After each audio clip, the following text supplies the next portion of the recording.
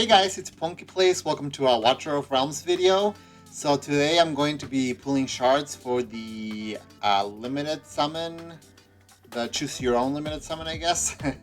And probably doing some ancient summonings and some divine summonings. I have like 3 divine shards. I do want to start the video though by doing some forging because I believe I have, I've got some stuff to forge, so might as well start it that way because, you know, depending on what you get, it can be exciting. This is new. Skip forging animation, you know, might as well. Let's do it. Let's see. No thumbs up on that one, so starting off a little sad. Ooh, okay. A Uridan unique one. Exclusive Rage Regen Auto +3 Phantom Strike and Soul Harvest deal 30% extra damage one time. Let's see, and that is a really good weapon as well. Nice, okay. Rolls could be better, but that can be, you know, fixed with certain things. Nothing else thumbed up though, so I guess that'll be that for the Sanguine fabric. Let's see the Smoldering scale.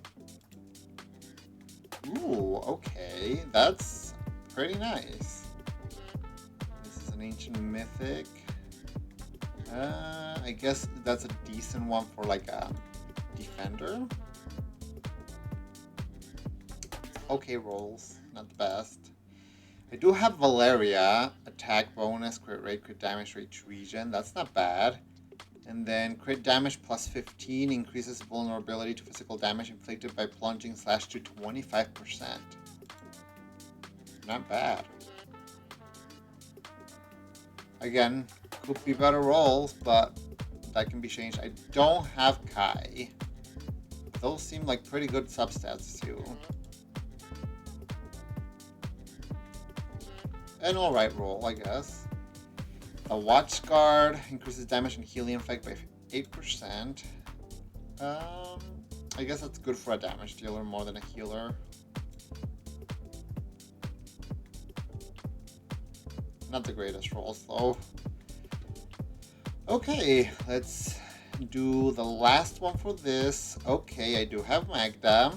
Targets knocked back by Magda deal 20% less damage for 5 seconds. Not bad substats either. Again, the rolls are a little bit sad, but that's fine. Okay, I think I have... Yep, I have one weapon to identify. So let's do that one. It's a salvation weapon. Ooh. And that's got rage regen and healing effect. 1 HP is about 50% increases healing effect by 12%. That's a pretty decent piece. Okay. Now let's really quickly do some artifact forging. Let's see.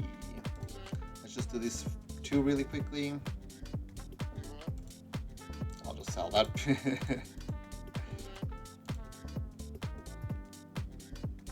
Okay, Astral Obelisk is pretty nice. Let's do the 20 here. Oh. I don't know if I've had a full one of legendaries. That's pretty sad. Let's see. Okay, twice in a row. That's... Hopefully my shard pool luck is a lot better than that, because that's pretty sad. Okay. Unfortunate Skull's pretty nice, and so is Euphoric Orb. So that's not bad at all. That's... I usually tend to have higher hopes for the Gleaming Meteorite.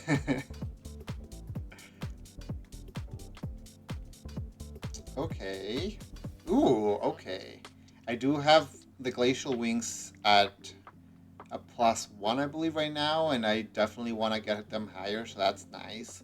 I don't have Absan. I know he's kind of not the strongest champion. Hopefully he gets a buff soon, but I don't have him, so I guess don't matter too much. Light Collar's Claws, great. Lunacy Visor's great. Euphoric Orb again, and the Scarlet Hunt, not bad. Definitely much more much more exciting than the other ones. Okay, but now let's go ahead. Ooh. Seems like that. Oh, okay, that's right. There's the Tales of the Smith going on right now. And then I don't know what that unlocked here. I mean, let's see, because maybe that'll give me more shards I can pull. I have enough for the limited, but I wouldn't mind some more like ancient shards, because I think I have like 18 right now. Let's see. I think I bought. Let's buy this avatar. Why not? And then I could go ahead and buy one. Rare Summoning Crystal. Hey, my help. Okay, but let's go ahead and do the summoning right now. We're gonna start, I think, by doing the exclusive. Oh, I did forget to mention actually. On my last video, I was doing the pulls for the I don't remember if it was the limit. I think it was limited for Moradin, but I also wanted to try and pull an Elowin or Malvira from the banner. I didn't realize that the last day I pulled wasn't actually the last day for pulling. So on the next day, I had like one Divine Shard left and like 2 Ancients. So I decided to pull them, but I didn't think I was gonna get anything, and I actually did end up pulling an Elowin, which was very unexpected and very exciting. So I do have an Elowin now, just no awakening or anything. Yeah, so there's that. So I guess I'm very excited about that, because she is definitely one of the best. That did put my divine summoning right now though to 0 mercy, but that's fine. Elowin is one of the champions I wanted the most and needed the most, so completely fine with that. Ancients, I believe I'm like 100, 110-ish since my last ancient pool. Or Ancient Lord, I should say. Yeah. So I think it's about that. And then the last pull I did with the normal shards was Morden. So I'm no mercy right now, but if I don't end up getting any legendary until my 100 and I want to say 170 maybe pull, then I'll do the pity swap, because I definitely will not mind either of these champions. Draylen sounds pretty nice, and Talon is a pretty interesting champion as well. So let's see. I guess maybe I can start with the special divine or the legendary summoning crystals, since I don't have many and I'm at 0 mercy. So odds are I'm not gonna get anything crazy, but let's see. Let's hope for the best, I guess.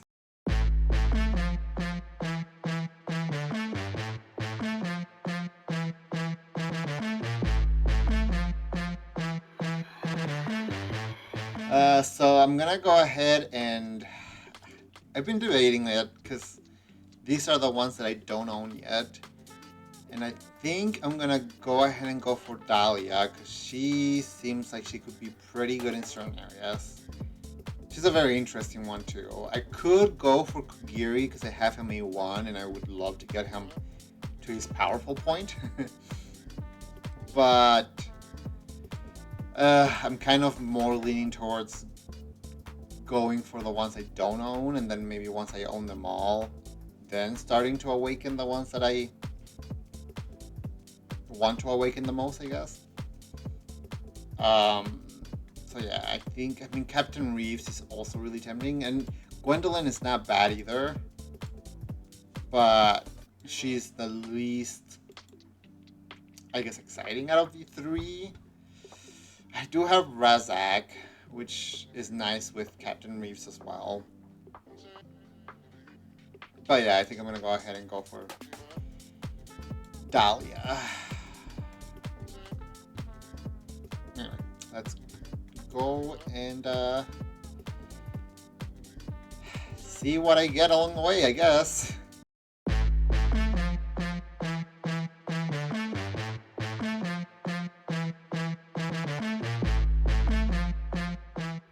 Okay, so probably no pity swapping then. I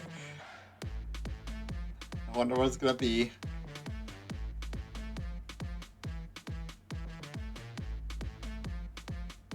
Oh, okay. Interesting.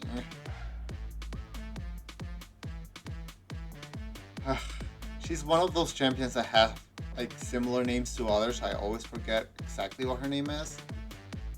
I do have her already though. But getting her A1, it's not bad at all.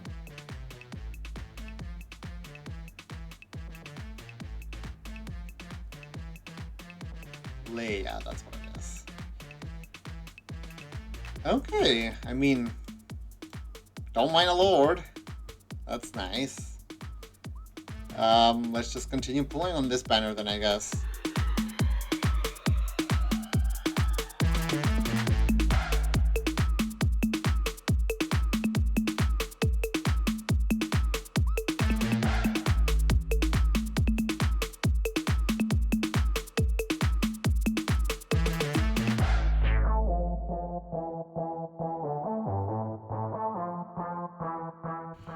Well, that's 190, so definitely no pity swapping.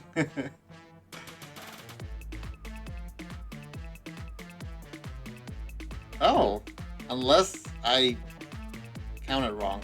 That I didn't, but she does look really cool.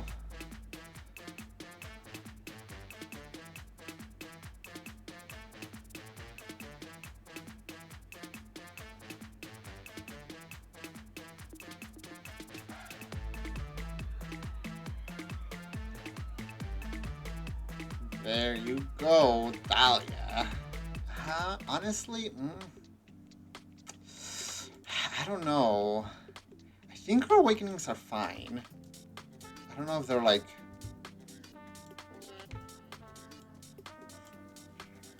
if I want to get her awakened, or if I'd like to go for some of these champions. Ugh, I probably should try and go for her awakenings. Oh, right. I did read her kit. Okay, I'll go through her kit later. I think I might end up actually just trying to see if I can pull an extra one of her.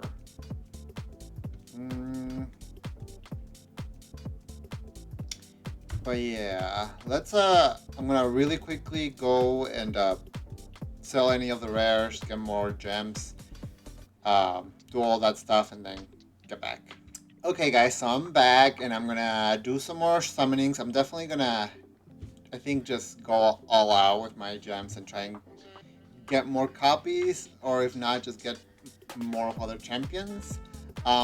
If it gets to the point where I am gonna hit pity, I will still try and go for the Draylin and Talon banner, because again, they seem pretty cool.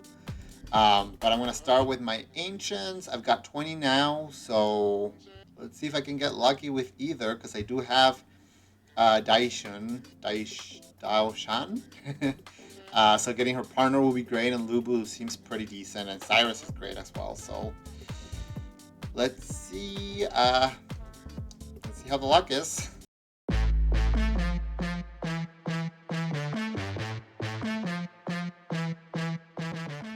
Okay, a legendary.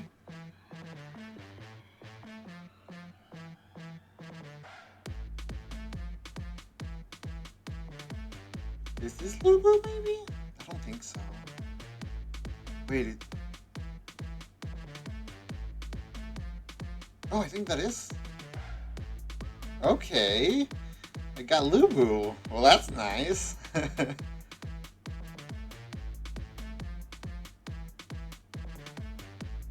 And I do have his exclusive when Daoshan was the limited. I was able to get his exclusive, so this is awesome.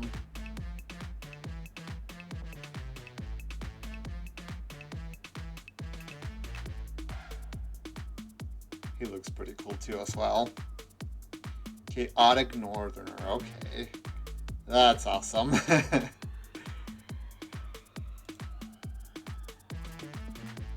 And the fact that he's also not a Lord, that means I still haven't hit my Lord Pity. Let me really quickly check where I'm at. 24, 7, 30, 41, 36, 88, 86, so I'm at 155 basically, 54 since my last Lord. I'm getting pretty close to Pity as well. It's just not bad. Anyways, let's just go ahead and I guess pull on the Dhalia limited and see what we can get there. But so far, I'm not too upset with the pulls I've gotten. So maybe it'll stay good. Hopefully.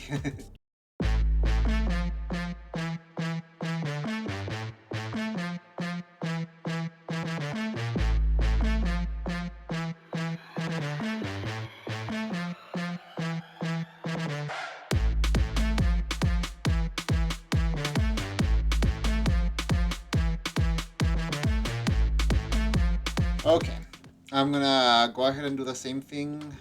Go through all the champions, see if I can get more shards, and because I mean I already got some more shards from the summoning rewards. But yeah, I'll see how much more I can get, do more pulls, and then come back at the end and go through all the kits of the legendaries I got. So I'll be right back. Okay guys, so I was able to do all that. I do think I want to really quickly do my, because I've got Astrael's shards all ready to summon, so I'm going to go ahead and get him really quickly, and then I'll do the rest of the shards, and I got 2 more ancient summoning, so let's see if I get lucky with those 2, but yeah, let's really quickly just pull him, because we got him. I think he seems pretty decent as well. We'll go again through his kit at the end of the video, but thinking this and then the ancients. Let's go.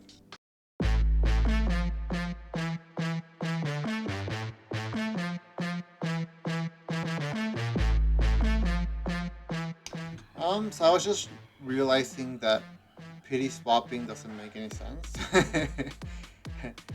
I mean, it does kinda, but it makes sense when you're guaranteed at the 200, not so much when you're just trying to see if you can pull extra. So I think I'm just gonna go ahead.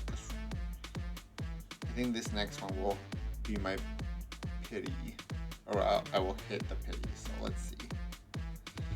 Okay. So let's just go ahead and pull the 2 ancients, and then I think I might still be able to do like at least 1 more 10 pull. Maybe. We'll see. But yeah, let's just really quickly go through these. Epic. Okay.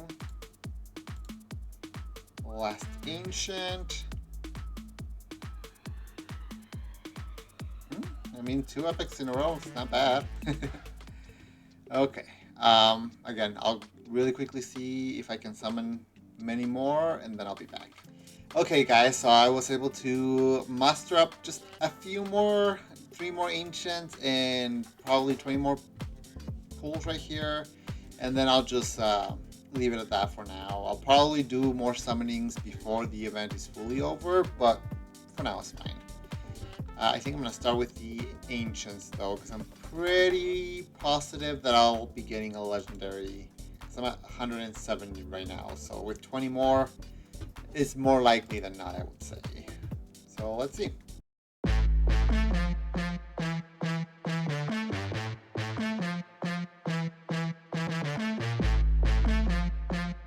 Okay, so right at Mercy. Or at the start of Mercy, I guess I should say. Yeah. Let's see. Is this Salazar?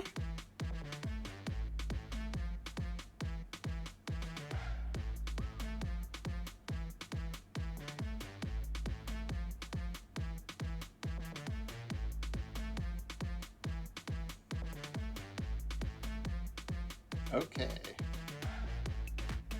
I want to say I've got Salazar A1 already. I don't think I have him awakened anymore, but he's not a bad one. Getting more attack on him is also not bad at all. Interesting. Okay, let's do the last 10 pull here. Yeah, I wasn't expecting much more after, right after a legendary. Okay, well, I guess let's go ahead and go through the kits of the champions I got and call it a day, I guess. Let's see. Let's start out with, I guess, with the new champions. Let's do Lubu really quickly. So his skills, I did promote them fully. I'm still working on this new guy. I forget what his name is, Astrael. But by the time I'm done with this, that way I don't have to go through the promotions and read every single level up. But every 12 seconds, the next basic attack consumes 15% of current HP to gain Chaos Strike, which deals 320% AoE damage to up to 10 enemies in a large area ahead. When deployed, immediately enters the Deep Descent, which is sustained with independent HP and starts with 65% HP. When Chaos Strike is triggered, inflicts 50% slow for 3 seconds. When receiving fatal damage in this state, exits the state and restores 50% HP. And it lasts for 15 seconds. And gains enhanced effects of the ultimate Dark Star, but cannot use the ultimate during the state. When HP drops below 65%, Chaos Strike's triggers interval is reduced by 2 seconds. So instead of every 12 seconds, it'll be every 10 seconds. Okay. Then you've got his not A1, his basic attack. He's got the 3 range, which is not bad. He deals AoE damage to 5 enemies. He's a physical attacker.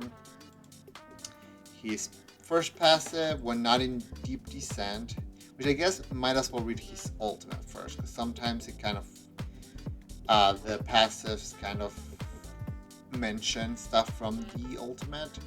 So Dark Star immediately enters Deep Descent, which his talent made it happen when he deploys. He immediately enters it. And then upon reaching maximum power, immediately enters Deep Descent. So this one lasts 25 seconds. I believe the one from the start lasted 15.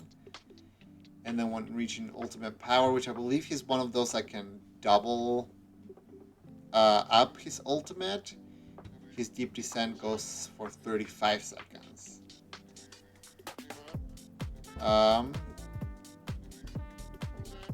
But it's the same kind of Deep Descent.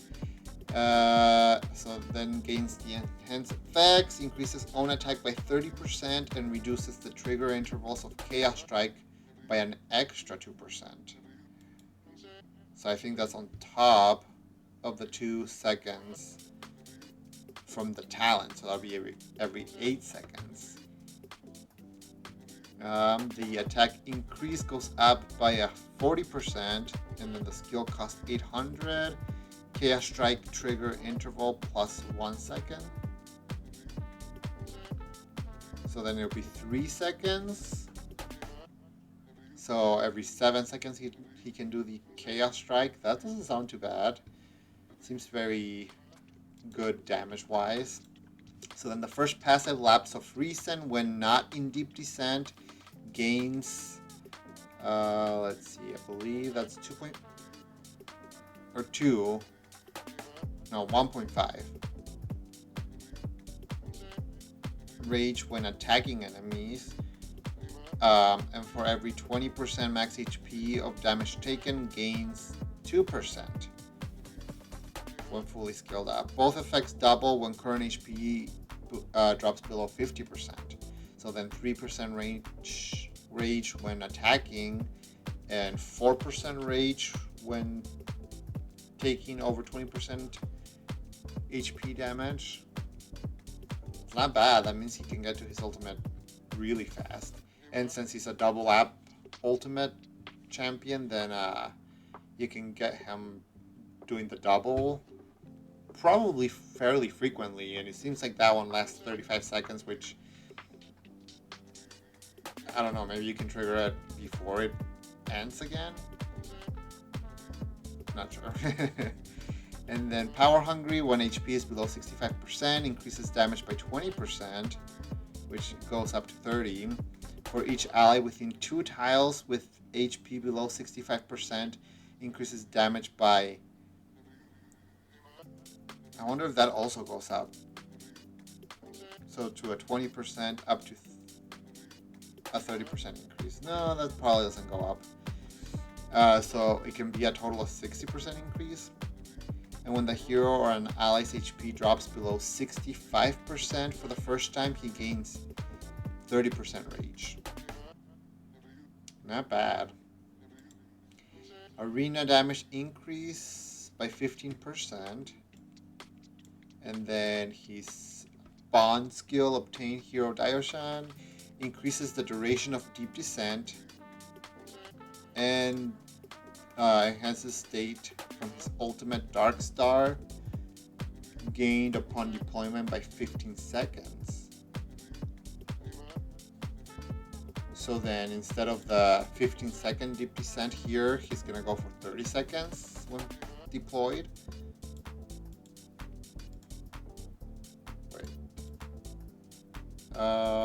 Enhanced state from the ultimate Dark Star, gain upon deployment by 15.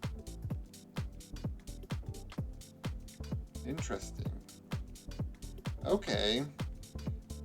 His artifact also increases AoE damage, and when Chaos Strike kills an enemy, reduces the trigger interval of the next Chaos Strike by 4 seconds, and then it has a 30-second cooldown. So then this will trigger, and you potentially just got 3 seconds in between Chaos Strikes if you've got him fully skilled up, it seems. But then again, it's every 30 seconds. Not bad. Okay, and then his awakenings, you've got increases basic attack range by 1 tile. If the enemy is not blocked, increases damage by 20%. That's a pretty nice awakening. Less cost. Okay. Awaken 3 increases Chaos Strike damage multiplier by 40% and executes enemies with HP below 15%. Elite monsters and bosses are excluded. That's also really nice. Extra attack, and then Awaken 5 when under deep descent and enhanced state. Taking fatal damage will not instantly end the state, instead becomes immune to the damage and reduces the duration of deep descent and enhanced state by 5 seconds. Interesting. His awakenings sound pretty powerful. Yeah, he's pretty cool. Okay, so let's now go to Dhalia names. Okay, so she generates 1 Cursed Blossom on a random tile in range every X seconds, which X is equal to 1.5 attack interval. So not bad. If you build her with a lot of attack speed, that can happen pretty frequently. Cannot target airborne units. I do believe she's got like a 6 range. Yeah, she's got a very crazy range. It's just one tile ahead, or a single line ahead of her, but it's kind of crazy. Yeah, so she's doing AoE damage to up to 10 enemies, which is great. Then her ultimate, so Death's Despair, when activated, increases the hero's damage by 30% for 10 seconds. During the skill's effect, the hero's basic attack prioritizes igniting one existing Cursed Blossom with enemies around, dealing 220, which goes up to 270 AoE damage to up to 8 nearby enemies, inflicting slow, the 50% slow, and 2 stacks of poison, which last 10 seconds. And they deal 5% continuous magic damage per second, stacking up to 10 times. And the skill costs 800 when fully skilled up. Her first passive, every Cursed Blossom ignited increases crit damage by 30% when fully skilled up for 10 seconds, stacking up to 3 times. So that's up to a 90% crit damage increase, which is very nice. And then Thorn's Embrace, if there are at least 2 instances of Cursed Blossom adjacent to an ally, the ally gains block increase by 1 and damage increase by 12. And the damage increase goes up to 20% damage increase, which is pretty nice. And then her Awakening, I don't have her exclusive artifact. Let me see if I can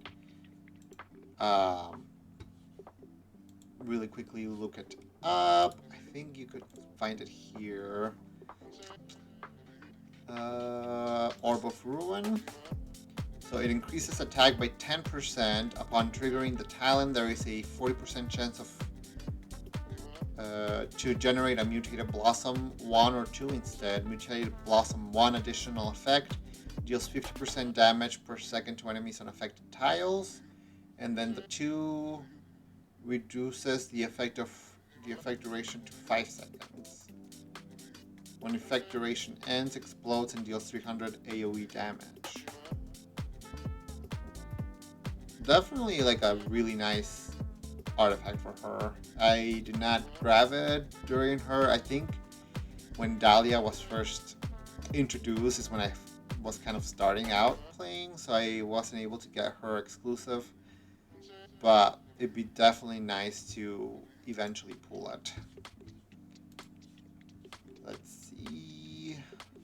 Her awakenings, her first awakening, the number of Cursed Blossom required to trigger Thorn's Embrace is reduced to 1. So you only need 1 Cursed Blossom adjacent to an ally in order to increase their block and their damage, which is really nice. Attack increase, which is normal. Deals 25% extra damage to targets inflicted with poison, which is kind of nice. Her cost goes down, awesome. And then the Cursed Blossom also inflicts the same amount of damage and slow effects to enemies who leave the affected tile, which is pretty nice as well. Okay, let's... I guess let's go with Astrael. Is that what was that his name? Yeah, Astrael. Let me make sure that his last awakening, okay, it doesn't do anything extra to his skills, so let's just go ahead and read them. Basic attack has a 30% chance to become Deep Bite, which deals 190 damage to one enemy 2 times and inflicts vulnerability to physical damage, the 20%, not bad, for 5 seconds on the target. That's every basic attack has a chance to do both.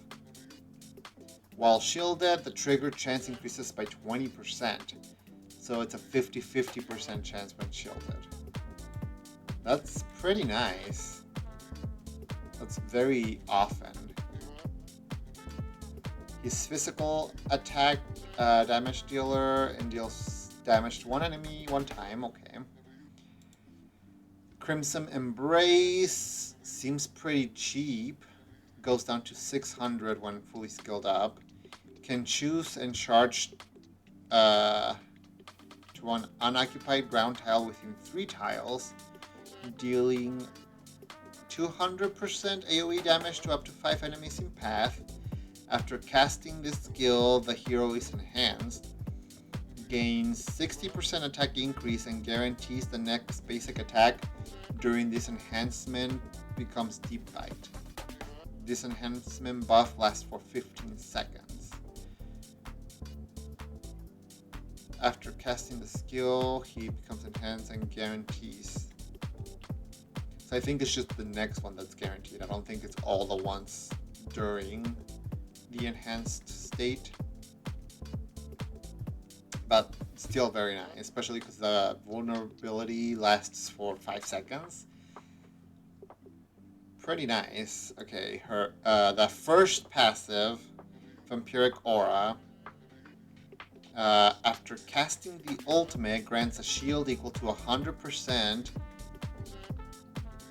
so 130% when fully skilled up of the hero's attack, and it's based on his attack, to the hero and one adjacent ally with the lowest HP percentage. Upon gaining the shield, dispels all debuffs, and while the shield exists, gains attack interval decrease. Interesting. So he's going faster. The shield lasts for 10 seconds. That's a pretty long... It lasts for 15 seconds when fully skilled up. Really nice. And I'm assuming that the ally receives the same size shield. Okay. And then I didn't really pay attention. He's got 2 ahead of him. Are his range, I guess. And then Blood Feast. When adjacent allies deal damage with basic attack, they restore 1.5 HP, which goes up to 3% HP.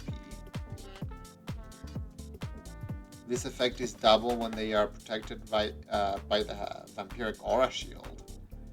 So 6% HP. And I'm assuming that includes himself. That's really cool. I love the Valkyria passive that lets everybody heal. So this is like just extra on top of that. You can use just him, or you can use them both together and then just really be healing every time everybody hits. Seems pretty nice. He doesn't have an exclusive artifact as far as I'm aware. So let's really quickly look at his awakenings. Awakening 1, the damage of each instance of Deep Bite increases to 220%. So a 30% increase. Not bad. Extra attack. Deep Bite has a 30% chance to cast 2 consecutive times. To be cast 2 consecutive times on the same target. 2 consecutive times. So that means 3 total. Kind of gross. Penetration, which is nice. And then when the shield from Vampiric Aura ends, restores 20% HP and 10% rage to the shield bearer.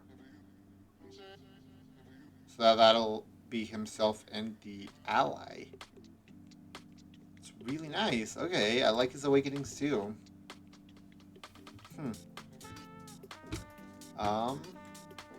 Let's really quickly finish promoting him, I guess.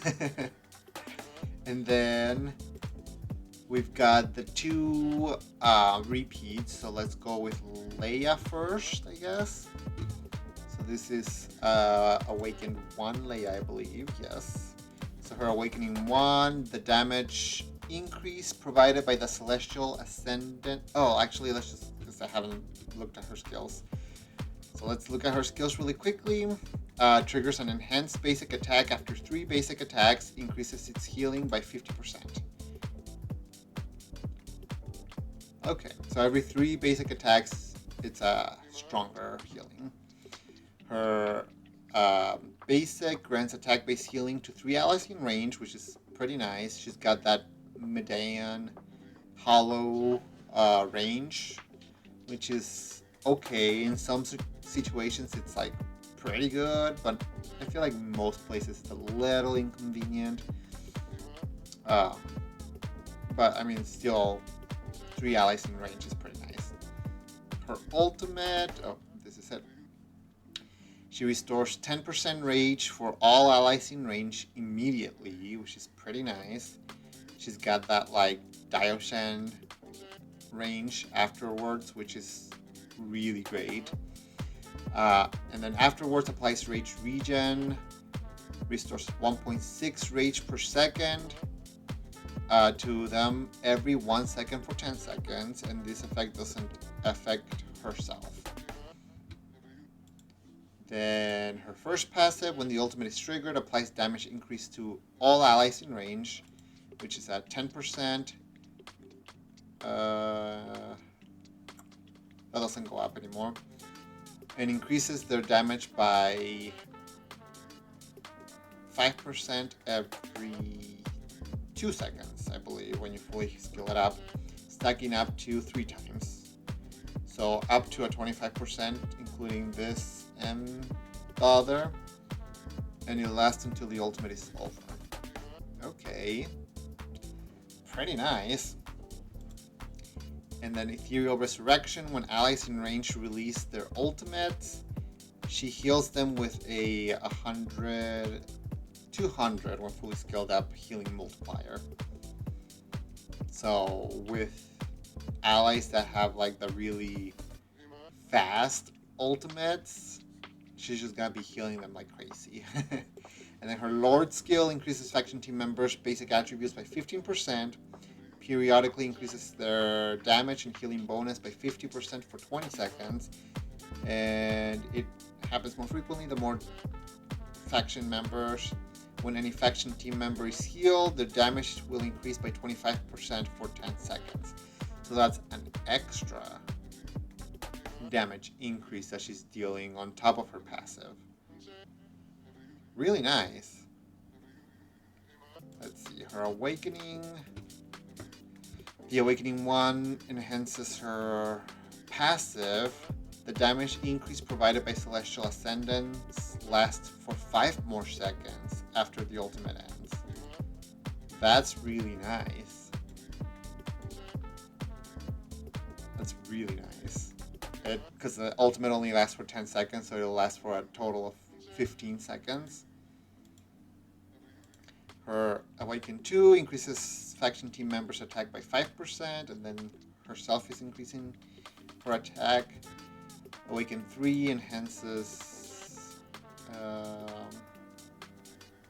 the ultimate, so your hero's ultimate can restore rage for herself as well, which is great. Awaken 4, Rage Regen Auto, and then Awaken 5 does the passive again. When the ultimate is triggered, the damage increase applied by Celestial Ascendants to allies increases to 15%.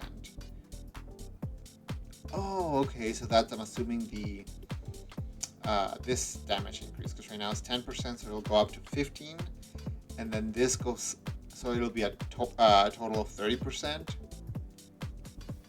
plus then the 25% extra that she does from her Lord skill. That's a lot of damage increase. It's actually really nice. Okay, so there we go with Leia, and then let's check out Salazar really quickly. So skills, he's got no talent, so definitely a much simpler kit. He deals damage to one enemy with a 17% chance, which does go up with the Awakening 1, of inflicting bleed on the enemy, and that lasts for 4 seconds. Let's see, deals continuous true damage equal to 1% of the target's max HP per second and increases their physical damage taken by 10%. I don't know if that's unique to his bleed or if it's bleed in general, because it's pretty nice. And then the ultimate launches a blitz of 6 strikes, slashing blitz, randomly on all targets in range, each strike dealing 300% damage and lasts dealing. So each strike dealing, and then I'm guessing the last deals 340% damage, becomes immune to all damage when the skill is in effect. The skill guarantees crit hits on targets inflicted with bleed. Not bad. His first passive launches basic attack on one enemy, dealing 55% damage 2 times. The second attack will guarantee a crit hit if the target is inflicted with bleed. And I don't understand, I don't know if this is like something that triggers every time he attacks. So every time he does his basic attack, he's also dealing 2 extra hits. I think that might be it. But I don't know. And then Blessing of Dragon Blood restores 8% max HP for every 5 crit hits landed, which is really nice. You can stay healed up like very consistently. And then Helm paired up with Volca, and then paired up with the new guy Astrael as well. Like, it's a lot of healing. I don't have his what is it? Bond. Yeah, the bond skill. But if you do have Kinesa of the Staff of Ki, you get the Blessing of Dragon Blood, temporarily increases the hero's max HP by 20% when triggered, lasting for 5 seconds, which that's the HP restoring.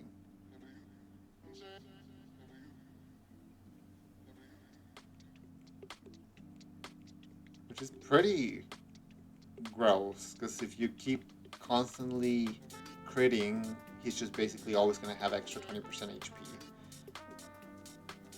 Not bad. And then his Awakenings. Awakening 1 makes it so that the bleed chance happens every 27. Yeah, because it's an extra 10%. So it's every 27, or it's a 27% chance of inflicting bleed every hit.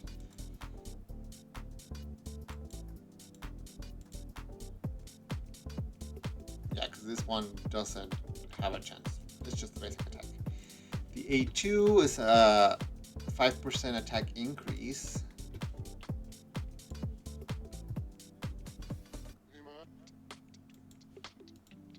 The A3, bleed duration plus 2 seconds, which I believe it was 4 seconds.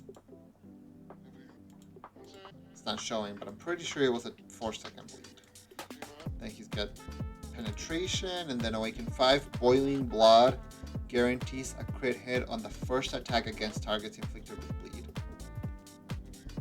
So that means each hit guarantees a crit if they're under bleed, is what I'm getting, because this one is the second attack only right now.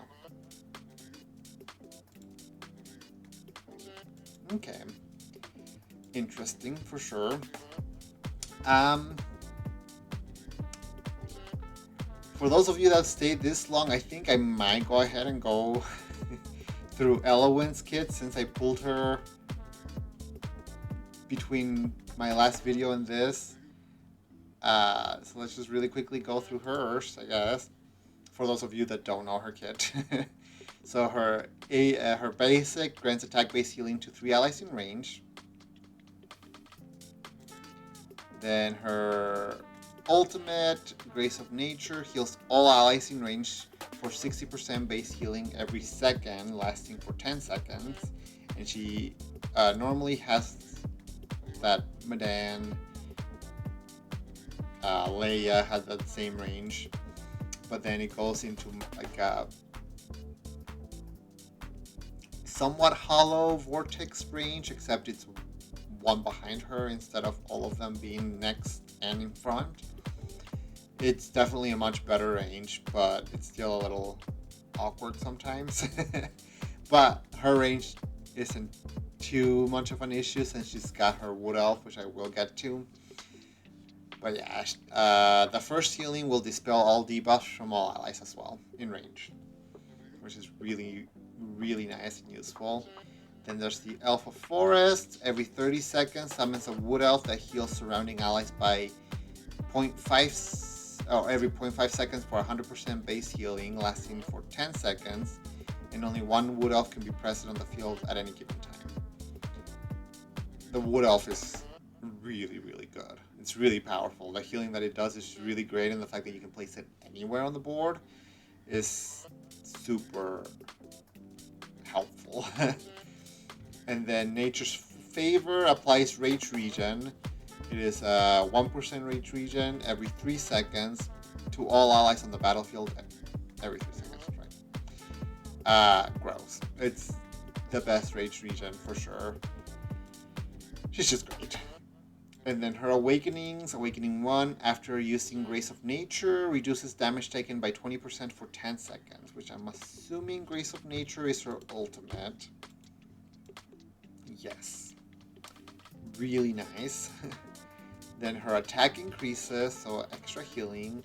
Awakening 3, each basic attack launch has a 20% chance to dispel debuffs from allies. So now it's not just when her ultimate triggers, but it's every attack also has a chance. Her Awakening 4 is Rage Regen. And Awakening 5, obtain a Wood Elf immediately after using Grace of Nature. So you get the Wood Elves really frequently after that. It's really nice. Anyway, that'll be it for today's video. I hope you guys enjoyed. I definitely am not sad about the pulls I got. I mean, I guess technically Lubu was the only new pool, but because I mean Astrael was a shard and then Dhalia was a guaranteed. The other two though weren't bad pulls at all, so I don't know, I'm very excited. I definitely want to keep getting more repeat champions so that I can get all those, especially the ones that I use a lot, hopefully fully awakened, especially because I have pretty bad luck at pulling any of the soul awakening stones, whatever they're called. But yeah, again, that'll be it for today's video.